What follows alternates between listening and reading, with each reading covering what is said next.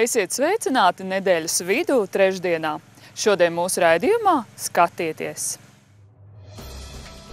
Lubes pagasta iedzīvotāji tiekas ar pašvaldības vadību. Pateicoties policijas sadarbībai ar jauniešiem, Dundagas ielas tunelis iegūst jaunas krāsas.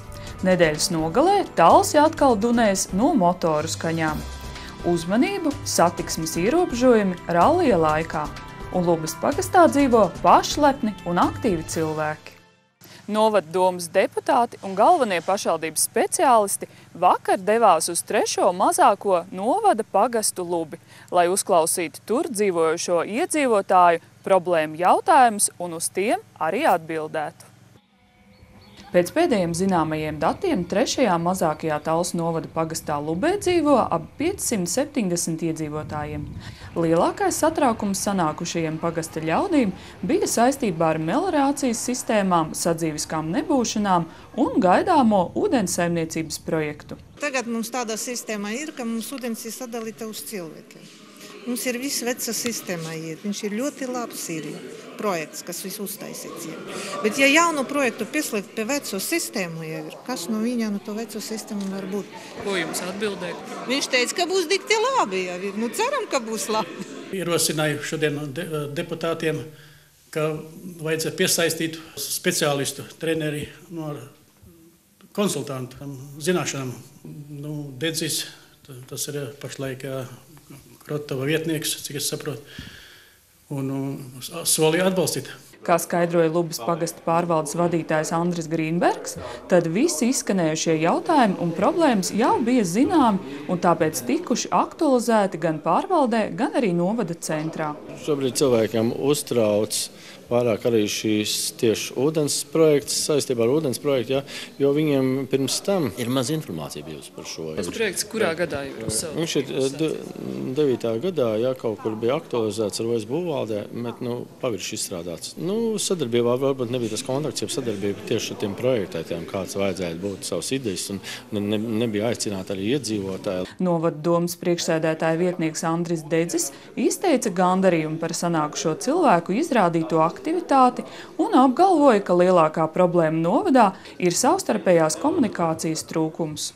Patiesībā jau tiem iniciatoriem ir jābūt pirmām kārtām deputātiem, administrācijas cilvēkiem, pārvaldniekiem, un šī labā prakse, arī vārdi pēc tam pārvērtīsies darbos, iedzīvotājiem radīsies ticība, viņi ticēs, uzticēsies. Nākamā iedzīvotāja tikšanās ar pašvaldības vadību būs Īvas pagastā 17. maijā. Dace Mieriņa, Kaspars Zvirgzdiņš, Talsu televīzija. Parasti policija cīnās ar grafiti māksliniekiem un cilvēkiem, kuri apzīmē, jeb pareizāk sakot, apķēpā namu sienas. Tādēļ rosība ap Dundagas ielas tuneli šķita mazliet dīvaina. Tur policija jauniešiem tieši palīdzēja apūst tuneli raibās krāsās. Kāpēc tā? Atbildi meklējiet nākamajā sižetā. Pērn policijas aptaujā iedzīvotāji par vienu no nedrošākajiem punktiem Talsos norādīja tuneli Dundagas ielā. Taču, kas dīvaini, pēdējo gadu statistika tur nevienu noziegumu neuzrādīja. Tomēr policija nolēma, ka tunelis jāsakārto, jāatrisina problēma ar nemitīgiem dumļiem un jārada patīkama vide. Palīgā tā aicināja jauniešus, kas apsolīja uz sienām uzpūst grafiti. Skices bija gatavs pagājušā gada oktobrī, bet uznāca sniegs un mums neizdevās realizēt pagājušā gada nogada šo projektu. Tad mēs gaidījām, kad nokusīs sniegs un tas brīdis ir pienācis. Ekstrēmā vietā ekstrēmas lietas, melnas rokas, asarojošas acis un caurvēši. Mazliet māksliniekiem patraucē arī grubuļainās sienas. Pāelpot vēl var? Vēl var. Es jau pieredzes pie tā. Bija domāts, ka labāk būs tā krāsu kvalitāte, bet cīnās un ir laba un daram, ko varam. Uz tuneļa sienām top vaļi, spēles un dažādi uzraksti. Pašlaik Artūram uz sienas top organizācijas Tas Es logo, bet tuneļa otrā galā viņš īstenos ieceri par kāpnēm. Būs divas trepes, viena ved uz elli un otra debesīs, un pa vidu būs zīme. Tev ir dota iespēja izvēlēties. Jauniešu skicēs bērnu un jauniešu centra pulciņa cita vizuālā māksla vadītājs Andris Vikainis neiejaucās un ļāva radošo brīvību, bet sestdien gan viņš palīdzēja ar dažādiem tehniskiem padomiem. diezgan daudz, kas ir jāzina. Pirmā reizē nevarēs tā labi. Viss jātīst, prasmes ir jāmāk, uzgaļ visādi un tā. Parasti grafiti ir kā slepena, anonīma pagrīdes māksla, tāpēc tuneļa gaisotne tam ir kā radīta. Cilvēks, kas šeit atrodas, viņš ir tikai uz mirkli. Ja, un, kā teica pašā sākumā, ja policijas pārstāvja, ka neviens te ilgi negrib uzturēties, ja, tad arī tā māksla ir šeit tādai mirklim jābūt. Ja. Te nav tā kā kafejnīca, kurš grib ilgi pasēdēt. Ja. Andris Vikainis norāda, ka kādam tagad derētu uzrakstīt zinātniski pētniecisko darbu, kā jaunie zīmējumi iedzīvosies Talsos un kā to pieņems citi. Vai tie īstie pūtēji šo uzņems, ja, vai neaizkrās uz plitas ciet? Varbūt viņi iedvesmosies darīt kaut ko lielāku, jo tā tīrākais huligānisms, tas, ko viņi dara, tas tā nav māksla. Es domāju, ka būs noteikti diezgan ātri jau sabojāts. Nebūs žēl? Īstenībā būs, bet ko var darīt? Arī iedzīvotāji novērtē, ka iepriekš tumšais un nodrupušais tunelis ieguvis gluži citu izskatu. Kādi tie zīmējumi jums šķiet tāds saprot? Jā. Nē, kas uzrakstīts, es nesaprotu, to man iztulko jaunieši. Man patīk labāk tas Tallas autobus. Kas tur ir tik interesants tajā? Tā malējā riepa ļoti smuku uzzīmēt. Sienas vēl dažās vietās ir tāds paplikas, varētu arī vēl kaut ko uzzīmēt. Varbūt ārpusē, te? Lai es pa logu redzētu. Atjaunot tuneli valsts policijai kopā ar jauniešiem izdevās pateicoties projektam uz sabiedrību vērsts policijas darbs. Sanita Liepiņa, Dace Mieriņa, Mārcis Šēners, Talsu televīzija.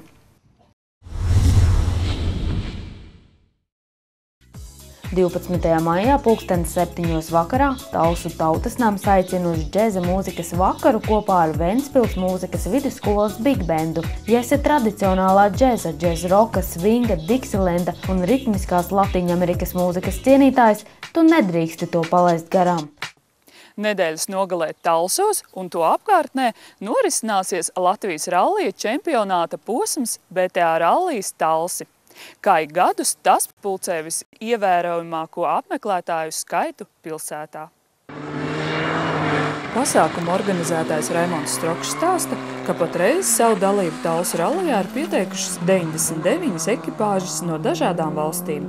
Jau 3. gadu BTA Rallija Talsi vienkops pulcē arī vairāku valstu aktuālos N4 grupas čempionus. Šogad uz starta stāsies 6 čempioni no Latvijas, Lietuvas, Zviedrijas, Baltkrievijas, Norvēģijas un Baltijas reģiona. Ārkārtīgi spēcīgs dalībnieku sastāvs. Ļoti spēcīgs. Es gribētu teikt, ka ir visi Latvijas, Baltijas un Skandināvijas vadošie braucēji. 10 ātrumposmi, 8 pa grunti, 2 pilsētā. Trasa ir ļoti interesanti. BTA Rallija Talsi ir Latvijas rallija čempionāta 3. posms un Baltijas rallija čempionāta 1. posms. Šogad Talsos 6 rallija čempioni cīnīsies nevien par Latvijas un Baltijas autorallija čempionāta izskaites punktiem un uzvaru rallijā, bet arī par ceļojošo čempionu kausu. Tieši tikai starp viņiem, kas ir čempioni, kurš ir ātrākais, tam mēs iedosim šo ceļojošo kausu uz gadu. Pēc tam viņš mums viņu atgriezīs un mēs dosim nākamajam, kas nākamā gada vinnēs. Un mēs gravēsim tos vārdus virs un tagad šogad aizsāksim tādu labu tradīciju. Runājot par vietējiem pašmāju braucējiem, Raimonds Strokšs ir pārliecināts, ka viņiem ir privileģētāks status nekā ārvalstu braucējiem. Mums pagājušajā gadā, pieņemsim, bija cilvēks, kurš brauc pasaules un citos spēcīgos čempionātos. Andrijas Mikelsens, ļoti skaļš vārds pasaules rallijā. Viņš pēc rallija pateica, ka vietējiem ļoti liels ātrums, ļoti ātri braucēji. Un kad uzvarēt šajā sacensībā būs grūti. Bet pa lielam ir visi vadošie Latvijas sportisti. Uz tādu favorītu es gribētu minēt Andi Neikšanu. Šogad Talsu pilsētā gaidāmais ātruma posms paredzams, ka pulcēs lielu skatītāju daudzumu, jo vērotājiem būs iespēja redzēt autobraucēju meistarību, lecot pāri mākslīgi veidotajiem tramplīniem. Pie tam pilsētas ātruma posms šogad ir vienīgais, kas sportistiem būs jāveic 2 reizes.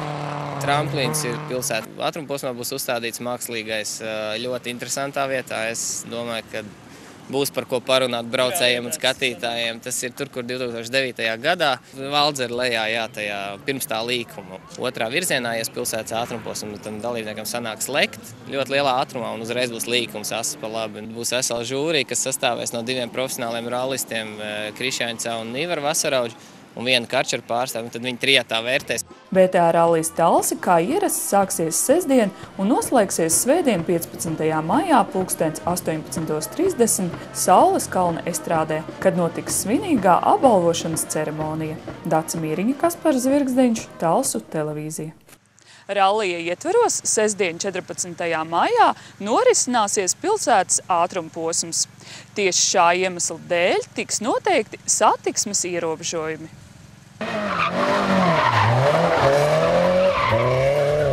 Sestdien 14. maijā laika posmā no 16:45 līdz 22:00 sacensību ātrumposmam tiks izmantotas un satiksmē slēgtas sekojošas ielas vai to posmi.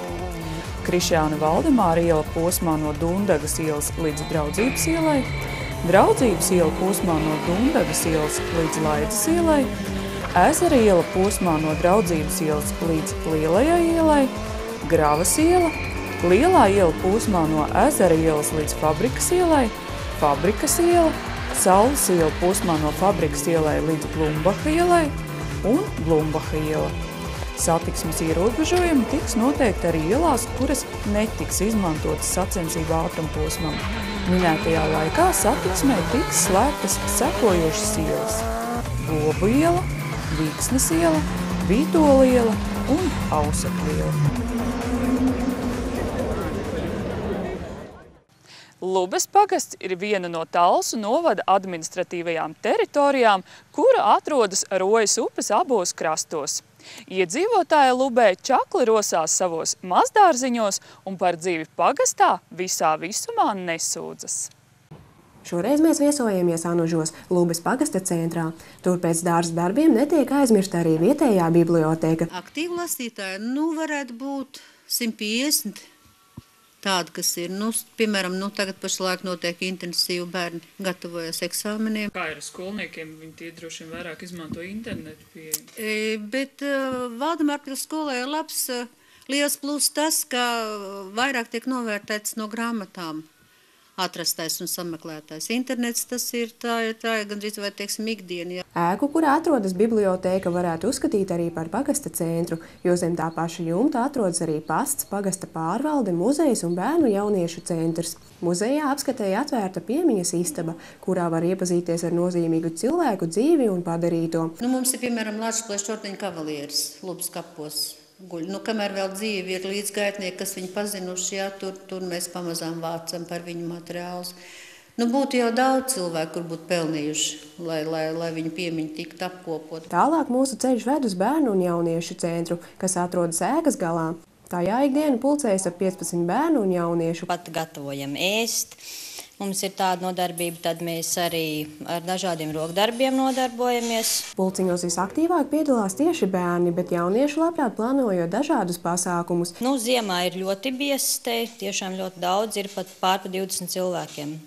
Ir vienlaicīgi, bet vasarā tad mums ir jauns sporta laukums. Trenažierus izmanto arī Vitols Tīfentāls. Viņš stāsta, ka kādreiz bijis sportists un iegūt arī neviena medaļa. Tādēļ arī tagad, uzturot veselību, kungs apmeklē sporta zāli. Notiek treniņi šeit 3 reizes nedēļā, bet es kā vecāka gadagājuma cilvēks, sportists, nāk 2 reizes nedēļā. Atnākot siltajam laikam, jaunieši un bērni gan spēles iekštelpās nomainījuši pret braukšanu ar riteņiem un rotaļošanos dabā. Mēs spēlējam futbolu un bērnu laukumā spēlējās. Kāda Lubē ir puikas un meitenes?